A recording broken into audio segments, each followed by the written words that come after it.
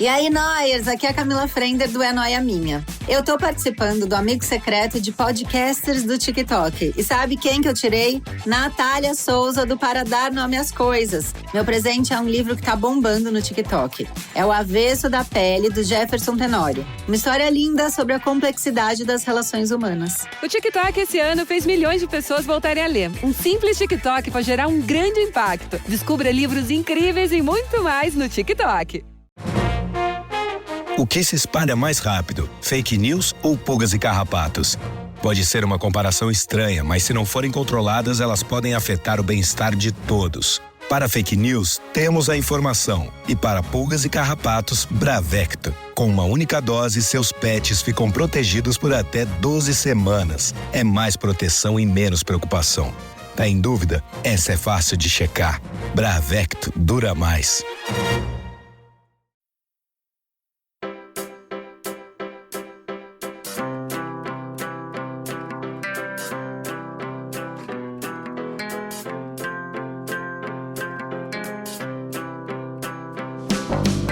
Hello and welcome to More Happier, a podcast where we get more happier. Hey, Elizabeth.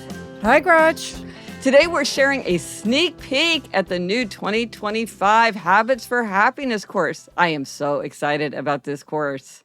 I am so excited too. Gretchen, tell us more about it. So this course is a personalized way for people to focus on a few habits, like 1, 2, 3 key crucial habits for happiness, and really make 2025 the year that it sticks. And each month, as part of the course, I'll be answering questions from participants about designing, tracking, whatever is needed to keep them consistent with that habit for the year. Normally, this will be exclusive to those participating, but today we're actually making it available to everyone, and I get to participate. Yay! So if you're interested in the course, it is not too late to sign up. To get your habits on track in the new year, visit happiercast.com/habits course and sign up today.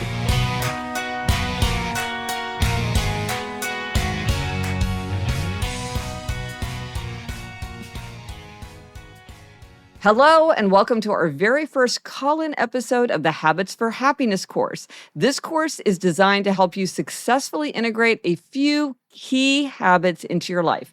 Over the course of this year, you'll articulate 1, 2, or 3 habits you're truly committed to changing, figure out the how and why behind those habits, and identify personalized strategies to help make them stick for the long term.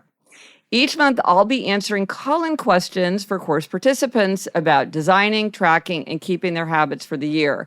But this first episode is available to everyone and anyone. If you want to get your habits on track in the new year, visit happiercast.com/habits course and sign up.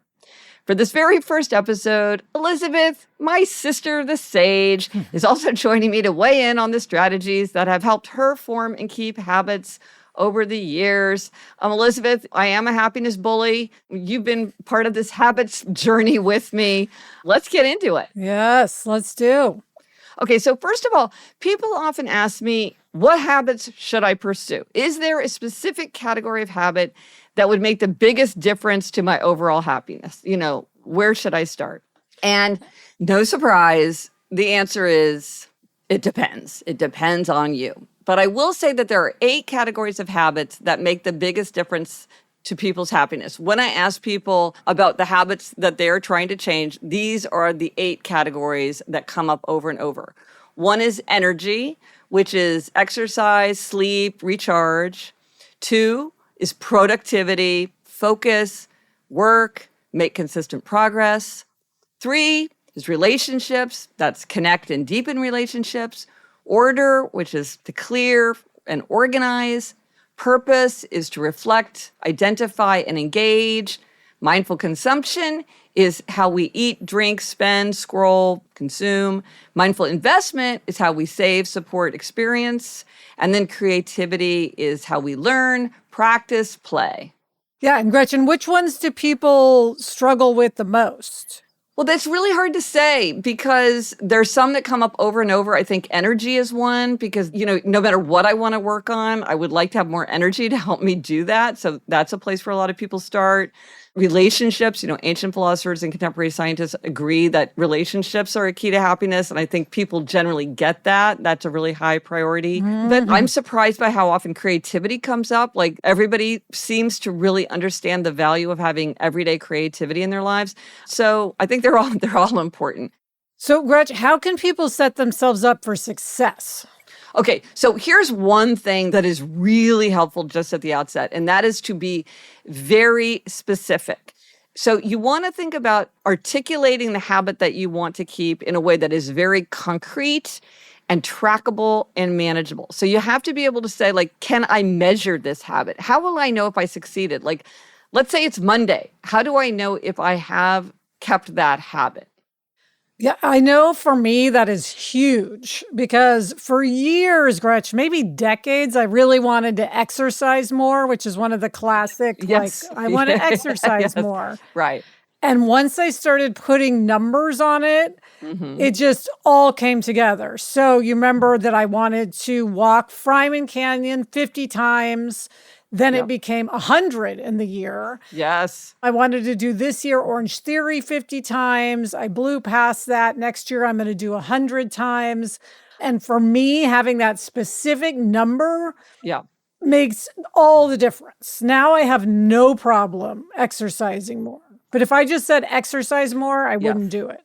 Yeah, anything like exercise more, eat more healthfully, enjoy the moment, have more fun, quit yelling at my kids so much, anything like that, that's very vague. It's much better when it's exactly what are you expecting. You wake up in the morning, what is it that you're expecting yourself to do in a particular day? And that way well, did I do it or did I not do it is very, very helpful.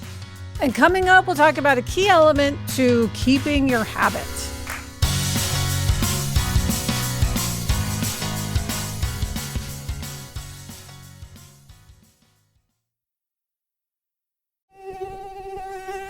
Opa! Nada de mosquito aqui nesse podcast. Agora sim, o sistema de proteção mais completo contra mosquitos é com raid no formato aerosol, que elimina de forma rápida, e líquido elétrico que os mantém afastados. Pode ser usado o dia todo, até naquela hora chata, cheia de mosquitos no fim da tarde. É proteção para toda a família. Raid, proteção para todos. Produzido no Polo Industrial de Manaus. Conheça a Amazônia. Cuidado, perigoso. Antes de usar, leia as instruções do rótulo. So, Gretchen, you've been on this habits journey for a long time now. And as you were on this journey, you discovered something huge Yes. that really influenced all of your work since about keeping habits. Yes.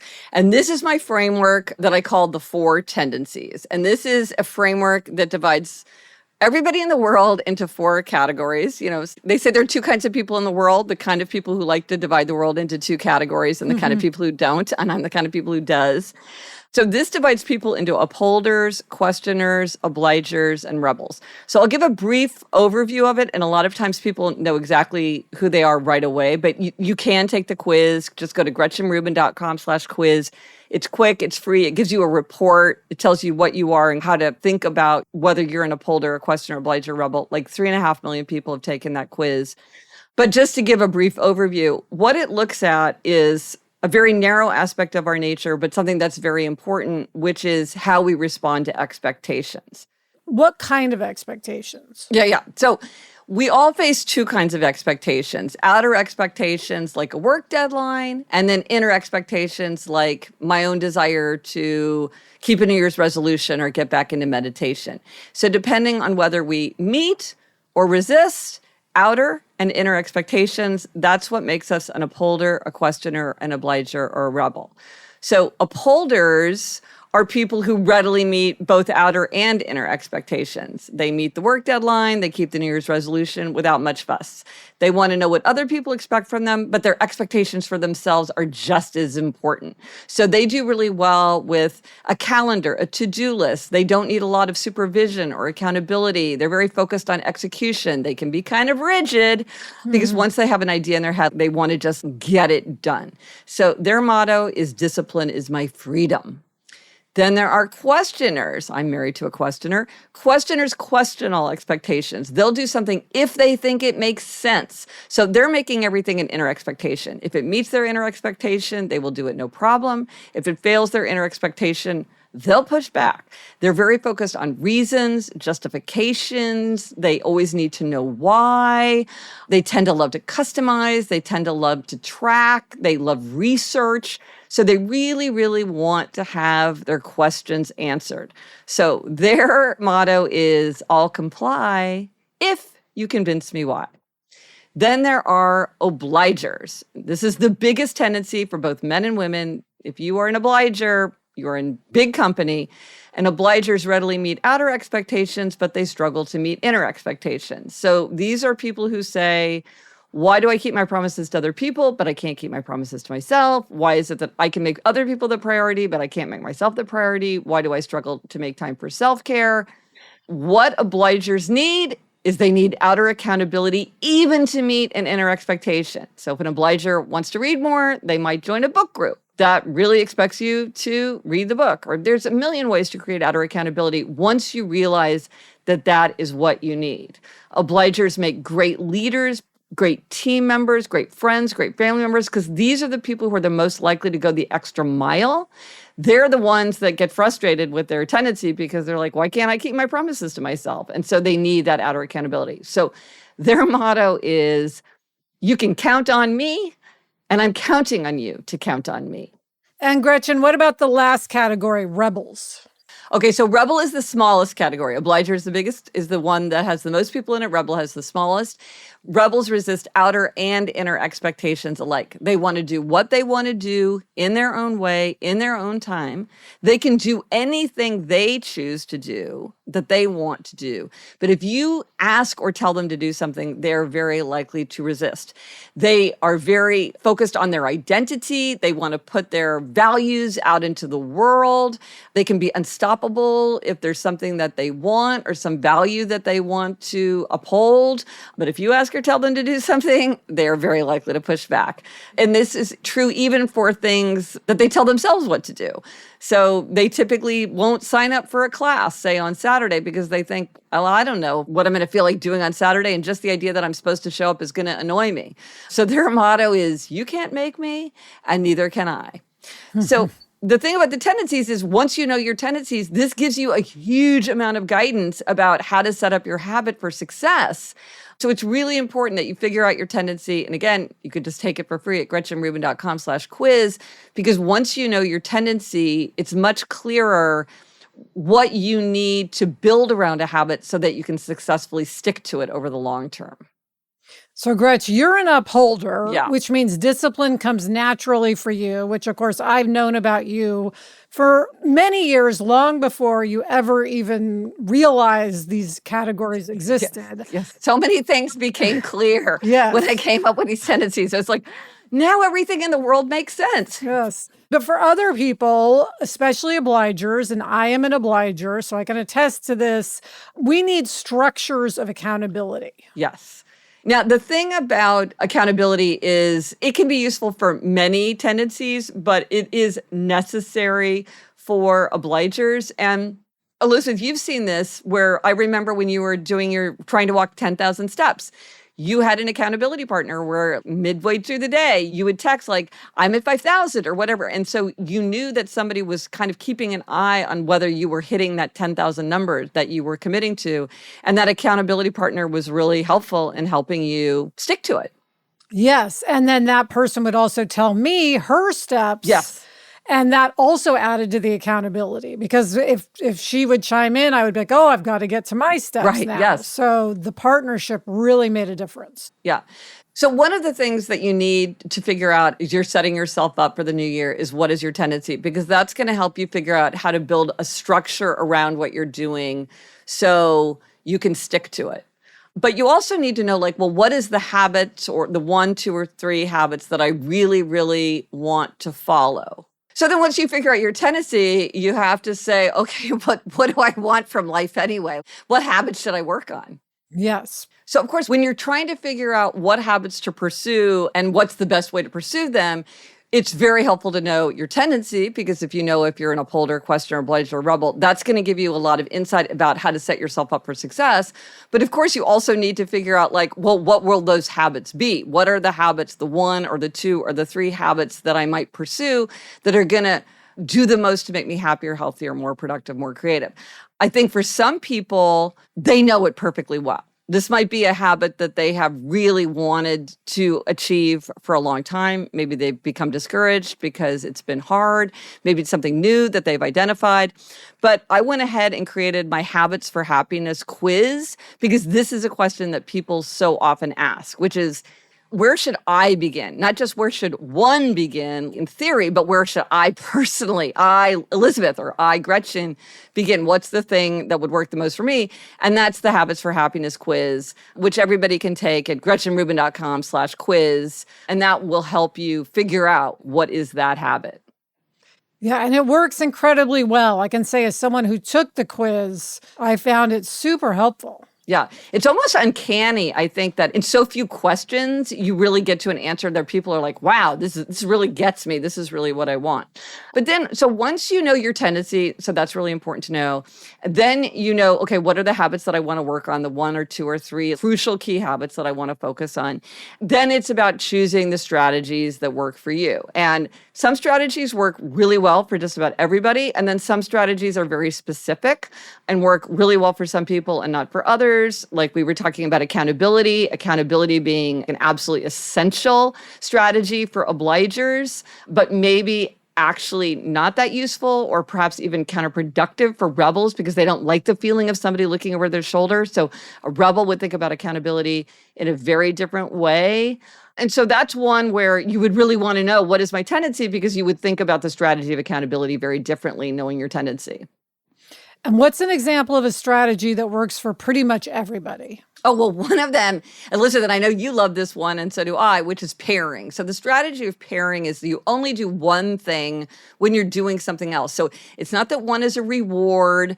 It's just that they only go together. So you pick something that you really need to do or want yourself to do, and then do one thing that you don't particularly want to do, and then they just always go together. So for instance, if you are having trouble taking prescription medication, you might put your medicine bottle right by your coffee pot and say, I can only have my first cup of coffee in the morning after I've taken my medication. It's not like you're rewarding yourself for taking the medication by having the cup of coffee. It's just like, if you want that cup of coffee, you have to have the medication. And Alyssa, I know you've used pairing in a lot of ways. What are some of the ways you've done it?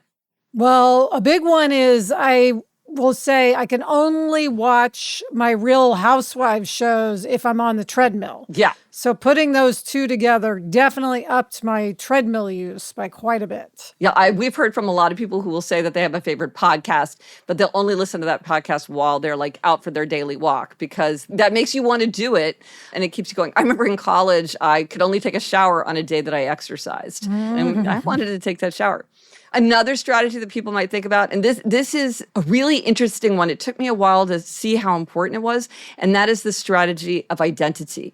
So our habits reflect our identity. So if you struggle to change a particular habit, sometimes we have to rethink our identity because every identity has habits that go with it. So identities might be things like athlete, artist, environmentalist, reliable parent, strong leader.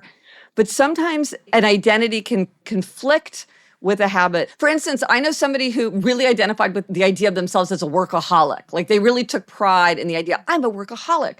But then at a certain point, it was sort of like, wow, this is not working for me. I really want to end my day at a regular time and make time for leisure and seeing friends and everything. But she really had to work on that workaholic identity because she couldn't change the habits of work until she really tackled the idea of changing that underlying identity.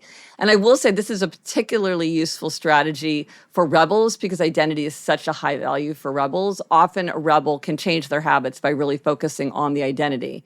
And of course, Gretch, a strategy that works for a lot of people is scheduling. Oh, yeah. So now this is one that often for rebels does not work because they may feel trapped by their calendar. For some rebels, they use it. For some, they don't. But for most other people, having something on the calendar just makes it much more likely that it happens. And habits grow strongest and fastest when they're repeated in predictable ways. And for most of us, putting an activity on the schedule tends to really help us consistently do it. It also means that we protect that time from interference because if it's on the calendar, like, oh, this is when I go for my daily walk, then you're not thinking, oh, that's free time for me to do anything else because it's like, oh no, that's the time when I'm supposed to be walking. This, for me, is one of the most powerful strategies. Elizabeth, I mean, when I was doing my 24 for 24 list, you heard me say I didn't stick to watercoloring. And part of the reason was that I didn't put it into my calendar. And so it just fell away. Yes, putting it on the schedule is essential.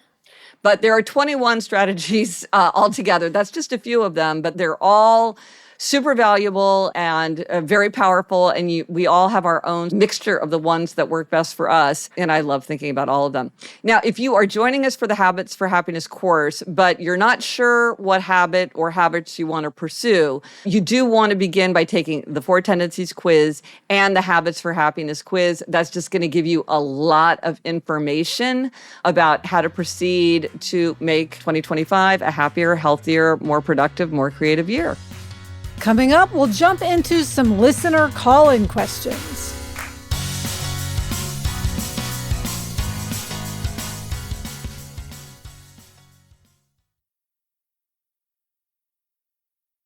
Okay, Gretchen, this first question is from Ready to Begin Again.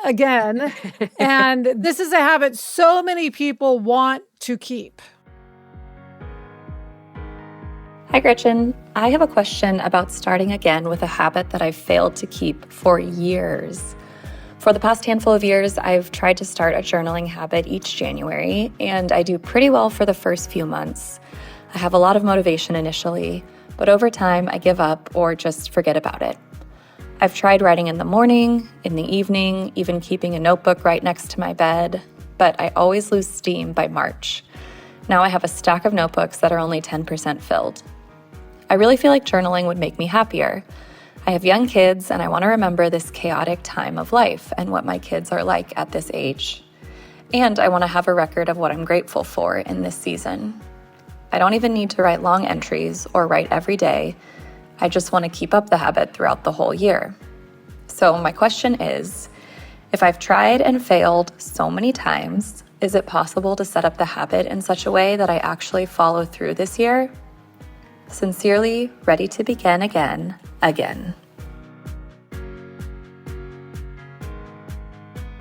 So journaling, Gretchen, so many people really want to journal daily. Yeah. This is something that's very common. A lot of people have this itch to keep a journal, but then it's hard to maintain it, as we know. So the first thing is figure out your tendency, because that's going to be really useful to know, because how you set it up, it's going to depend a lot on whether you're an upholder, questioner, obliger, rebel. If you're an obliger, you're going to need to build in that accountability. Again, there's lots of ways to create that accountability once you know that that's what you need. Another thing to think about is plan for failure. Like, what's going to get in your way? What can you anticipate might go wrong? And this is called if-then planning. Like, if I'm traveling, then I will do what with my journal? Or if I have a busy morning and evening, then I will bring my journal with me so I can jot something down while I'm on the go. You want to anticipate the stumbling blocks that you know might be presented to you and figure out what you will do to deal with them. Another thing is to lower the bar, make it easier. And I think sometimes people have, I certainly know this, you have sort of this vision of writing for 30 minutes or writing down pages and pages. But, the 1 sentence a day, I have a journal, a 1 sentence a day journal, and so many people say that's all you need. You really can hang on to memories. You can really track. You can really get that journaling urge satisfied by just doing 1 sentence a day. And since it's convenient and it's really manageable, we're much more likely to do it. You can track yourself. Elizabeth, I know you're a huge streak person. You love to keep a streak. Yes. So use some kind of habit tracker so you don't forget about the habit and you see yourself having these streaks. And that you might even give yourself some kind of gold star each week or month that you keep the habit to really reinforce the idea of how good you feel when you keep that streak. But here's the thing that's also true is don't let the perfect be the enemy of the good. Don't get so focused on the streak that you feel terrible if you have to break the streak. If we do something most days, that's really, really good. And so don't let the perfect be the enemy of the good. Don't give up if you miss a few days here and there. You really do want to try to keep consistent because that's the best way to form a habit. But at the same time, you don't want to be too hard on yourself if something interferes. Yeah, Gretchen, I often struggle with the forgetting, like Yeah. she mentioned. Yeah. And so one thing I'm going to do this year with my 25 for 25 list is make a photo of it, my screensaver on my phone. Such Then a good I know idea. that I'll see it all the time. So I would suggest maybe doing something similar, like journaling, just the word or a Yes. picture of the journal as a screensaver. Yeah, it's funny how something can be really, really important to you, and you might even really enjoy it, and then you forget to do it for a month. This is just baffling, but you and I have both experienced this. Yes, we have. Okay, Gretch, our next question is from someone who maybe needs to be more concrete. Hi, Gretchen. This year, I want to spend less time on social media. Right now, I find myself turning to my phone whenever I'm bored or need a break. I feel like scrolling is taking up too much headspace and time in my life. How do I make a habit of spending less time on my phone? Okay, I would say that this is a classic example of having an aim that is a very laudable aim and is really likely to make the person happier, healthier, more productive, more creative, but it's a very vague aim. And because it's not articulated in a way that's concrete and trackable, it's hard to know on any particular day, have you kept that habit? How do you know if you're on track? So I would say you would really want to reframe your aim into a habit that is trackable, concrete, achievable, and specific. So some examples might be limit time on social media platforms to 20 minutes per day. Delete apps from my phone and only look during my lunch break from my desktop browser. Set a timer on my phone for 20 minutes and only look at it for 20 minutes. And then each day that I keep the habit, I'll check off the day on my habit tracker. And so that way you're very specific on what you're asking for yourself. And you know at the end of the day, did I keep my habit or did I not keep my habit? You'll really, really know. And Gretchen, also you can ask yourself, how will you know if you've achieved your aim? Like, what is less time? Right. That's why it's so much more helpful to say, like, what is the amount of time? Is it 20 minutes? Is it an hour? I mean, you're the adult. You get to make the rules. You could say to yourself, I want to have 3 hours. You can set it up whatever way you want, but you want to have an actual measurement where you can say, this much and no more is what I'm wanting. Another thing, this is kind of a know yourself better question, but some people prefer to say yes to themselves. And some people are fine saying no to themselves. Like, Elizabeth, I know you like to say yes to yourself, whereas I'm kind of a person who likes to say no to myself. I don't know what that means about us. I think it means you're probably more fun. But so one person might say, don't spend more than 20 minutes per day on Instagram. So that's like no. But another person might say, read a novel before bed for 20 minutes at a time when I'd normally be tempted to scroll. So one is what you're not doing, but then one is like what you're saying yes to. And so sometimes by framing it in a different way, you can make a habit more appealing.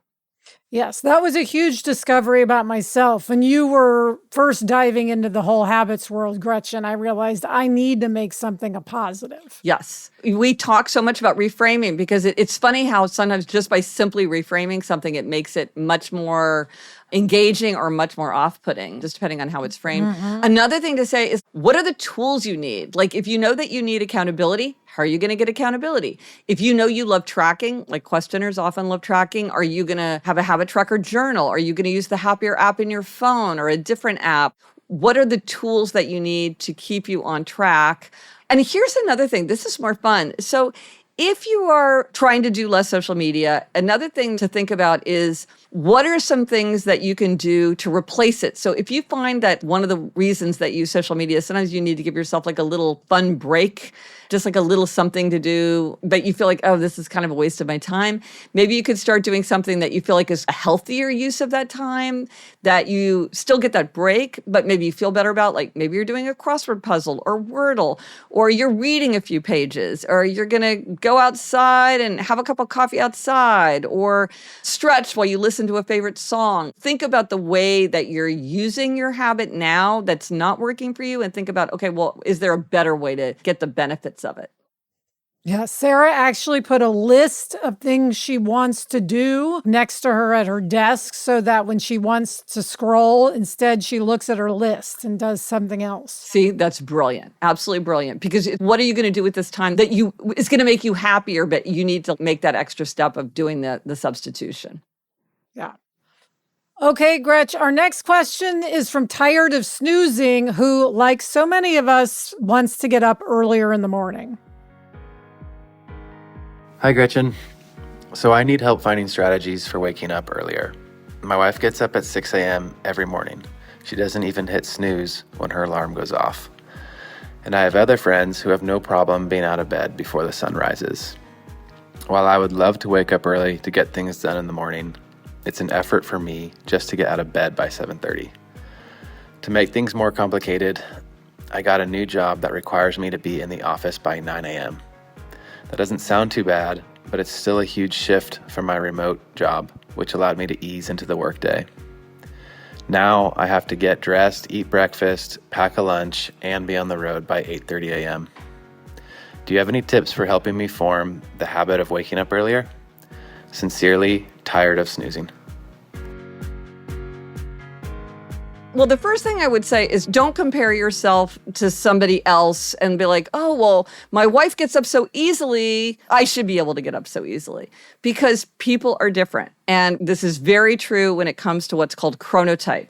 So about 30% of people are night people, and about 40% of people are morning people, and then everybody else is somewhere in the middle. It's largely a function of genetics and age.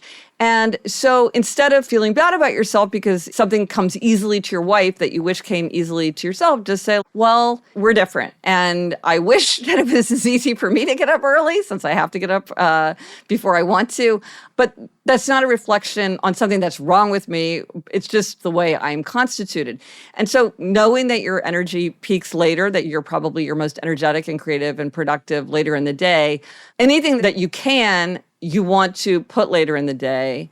But since you have to get up, one piece of obvious advice, and it's sort of a cliche because it really is true, is do all the things that you can so that you can sleep as late as possible and get ready as quickly as possible. So can you figure out what you're going to wear? Can you pack your bag? If you take your lunch, can you have your lunch ready so that you can stay in bed as late as possible, since that's where you really want to be, and hit the road as quickly as possible with as least amount of running around and figuring things out and getting yourself organized as you can in the morning, since you're probably kind of foggy if you're a night person. One thing I know works for a lot of people, Gretchen, is putting a coffee pot in their room. So because a lot of people don't want to get out of bed because it feels like such an effort to go make the coffee. But if it's in your room, it can be easier to get up and make the coffee. I love that. I love that. It's like the people who sleep in their gym clothes because they're like, I just want to roll out and go to the gym. It's like, whatever you need. Yes. It's fine. I love it. I love it. And the other thing I would say is keep a tracker of when you go to sleep, because I think that people are, and I say this from my own experience, even though I am a sleep zealot, it's easier to think that you go to sleep earlier and more consistently than you do, especially probably if you're a night person. And so maybe you're not getting these cues that you're just agonizingly sleepy and so you're crawling into bed. Really pay attention and track what time you're going to bed. You might set an alarm to remind you, oh, it's my bedtime. Just like you have an alarm to wake up, have an alarm that's like, okay, now it's time to go to bed. Or you set a snooze alarm being like, now I need to start getting ready for bed, because you may be getting less sleep than you think. And that might be also part of what's making it hard to get up in the morning. You know, most adults need at least 7 hours of sleep a night. And people often think that they need less than they do. So using a tracker can be very useful in just making sure that you're on top of what your actual sleep habits are. Yeah, and you mentioned setting the snooze alarm for going to bed. I find that very helpful. Yeah. I like to get ready for bed well before I actually mean to turn off the light, because then when I'm tired, I can just go to sleep. Because I was finding that I was staying up late because I was too tired to take out my contact lenses and wash my face. And that was not a good result. So get ready early. All right, Gretchen. Well, you and I love walking, but not everybody does. Hey, Gretchen. So this year, I want to go for a daily walk.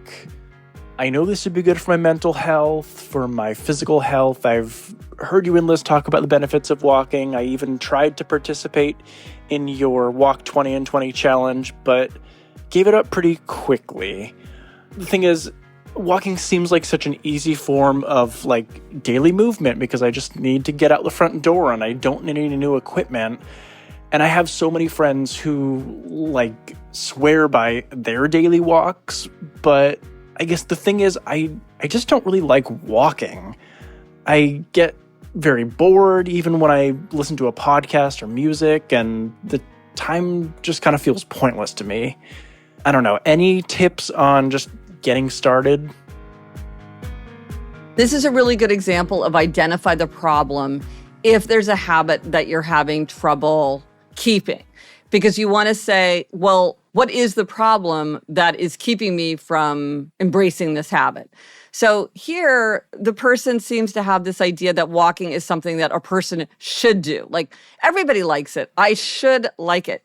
But maybe you just don't like walking, and that's okay. Because what you really want to do is you want to have more movement in your life. You want to get all the benefits that comes from movement. And for many people, yes, it's easier to do with walking, but you could watch a yoga class on YouTube. You could ride a bike to work. You could put on music and dance. You could dance with your kids. Maybe you do want to buy some equipment. Maybe you can get a used rowing machine, and that would be something that you would enjoy much more. Because sometimes people don't like to be out in the weather, and it's not that they don't like the walking. It's just oh, I don't like being exposed to weather. So they need to find something that they can do indoors. So then maybe you can get a treadmill. But it's this idea of identifying the problem. What is it that is keeping you from it? Now, for a lot of people who find it boring, they do enjoy listening to a podcast or an audiobook, but this person says that they don't really like that. But maybe there are places where it would be more interesting, like going for walks in new neighborhoods or going on new hikes so that it's not just the same old routine. Maybe go with friends. If you could find a friend who wanted to do it, then you'd have conversation. And then, Alyssa, for you and me both, going on a walk when you're talking to somebody, it's a completely different experience. So maybe you could find somebody who would like to do it with you. So identify the problem. What is it about the walking that's not working, and try to fix that instead of just saying, I should be able to go on a 20-minute walk exactly like everybody else. Right. What you want to do is move. And yes. So yes. What do you want to do to move? It doesn't have to be a walk. I have a friend who, the way she gets her exercise is she dances to pop music for a half an hour every night at midnight. And that's what worked for her. That would absolutely not work for me. But she didn't want to take a walk around the neighborhood every day, but that's what she liked to do. And so, again, identify the problem and figure out how can you achieve an aim in the way that is right for you. Okay, Gretch, our next question is from someone who wants to continue her new habit of not drinking. Hi, Gretchen. A few months ago, I decided to give up alcohol. I still drink very occasionally, like at weddings or other special events, but I no longer drink routinely or socially. I felt so many physical, mental, and emotional benefits since cutting out alcohol, and for the most part, these changes make it pretty easy for me to stick with my commitment. Well, at least when I'm alone. The hard part is, I feel like I'm swimming upstream socially. Everyone I'm surrounded with still drinks. My roommates, my colleagues, my friends. There's just always alcohol present in social and professional settings. I'm an obliger, and it can feel like letting people down when I refuse a glass of wine when they offer it at dinner, or beer when everyone else is having one after work. I find myself thinking, just one drink isn't going to make a difference, but then I end up disappointed at myself after the fact. Do you have any tips for sticking with my commitment when in the face of social pressure? So this is a really interesting conundrum. I think a lot of people have experienced this or something like this. And what is happening is that the strategy of other people is making this tougher. So the strategy of other people holds that we pick up habits from other people. If one person in a couple is really good about going to the doctor regularly, the other person is much more likely to go to the doctor regularly. If one person quits smoking, the other person is much more likely to quit smoking. We pick up good and bad habits from each other. So one of the things we want to do is we want to associate with people who follow the habits we want to adopt. And here you're, especially spending a lot of time with people who are following habits that are different from the habits that you want to follow yourself. So one thing is you can associate with people who follow the habits that you want to adopt. This can even be sometimes in your imagination. Like if you want to do a lot of yoga, you might read yoga blogs or sign up for a yoga newsletter, because then you're sort of putting yourself in the company of people who have a habit. Another thing that you might do is think about the strategy of convenience, which is you want to make it easy to do the things that you want to do and harder to do the things that you don't want to do. So for instance, if you're meeting friends, maybe you meet them for brunch. Some people might have a mimosa at brunch or something, but it's a meal where it would be much more likely that a person would not have an alcoholic drink. And so that might make it easier. Or if you show up at a bar or restaurant, you might order a drink that's non-alcoholic right away, so that when somebody walks up to you or you're at a party, it's like, oh, I already have a drink, thanks. And so no one's saying like, oh, you should partake. And it's also helpful to remember that people just may not be paying as much attention as you think. There's something called the spotlight effect, which is that we tend to think that people are paying more attention to us than they are. And, you know, they've got their own spotlight effect. So they're paying attention to themselves to a very great degree. So that's also can be helpful to remember if you're feeling self-conscious. Yes.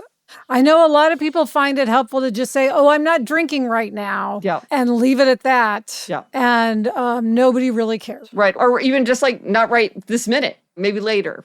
Yeah, and it's so good that she's thinking about this in advance and having the strategies to keep the habit in place, because then it will stay in place. Yeah.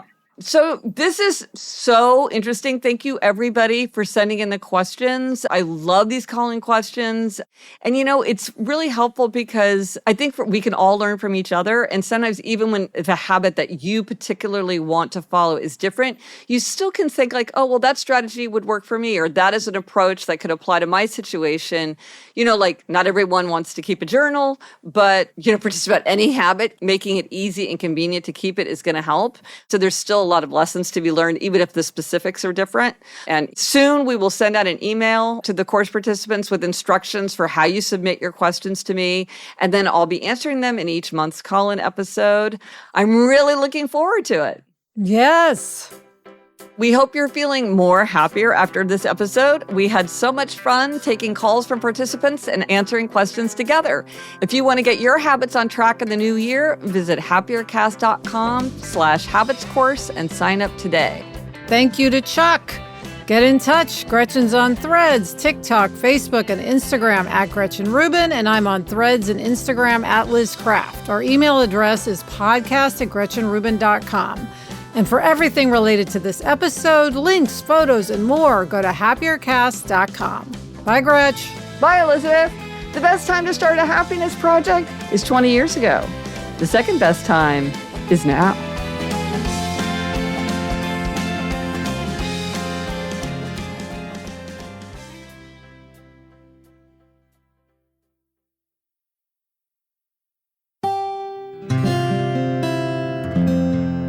From the Onward Project.